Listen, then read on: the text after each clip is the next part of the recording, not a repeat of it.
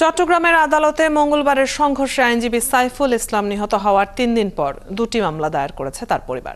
সাইফুলের বাবা জামাল উদ্দিন মামলায় অভিযোগ করেছেন, আওয়ামী লীগ ও এর অঙ্গ সংগঠনের নেতাকর্মীদের ইন্ধনে এই হত্যাকাণ্ড।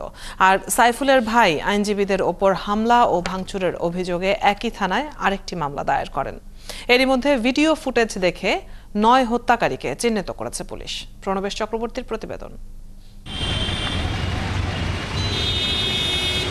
নিহত আইনজীবী সাইফুল ইসলাম আলিফের বাবা জামাল উদ্দিন ছেলে হত্যার বিচার চেয়ে চট্টগ্রামের কোতোয়ালি থানায় হত্যা মামলা দায়ের করেন।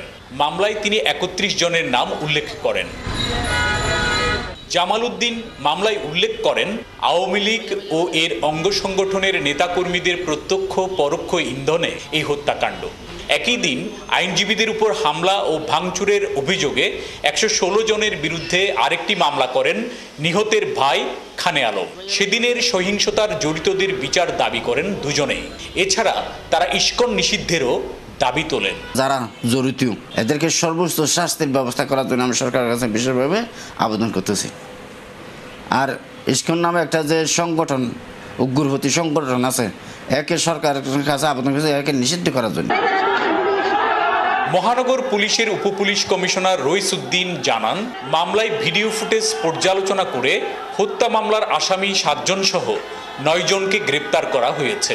এদের অধিকাংশই পরিচ্ছন্নতা কর্মী এবং সেবক কলোনির বাসিন্দা। এর মধ্যে হত্যায় সরাসরি অংশ নেওয়া হেলমেট ও কমলা রঙের গেঞ্জি পরা চন্দন দাসকে শনাক্ত করা গেলেও এখনো তাকে গ্রেপ্তার করা যায়নি, জানান তদন্ত সংশ্লিষ্টরা।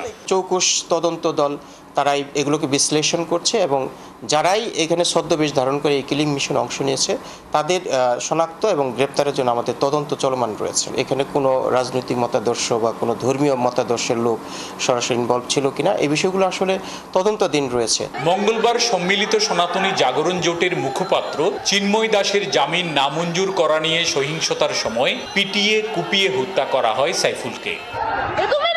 প্রণবেশ চক্রবর্তী, ৭১, চট্টগ্রাম।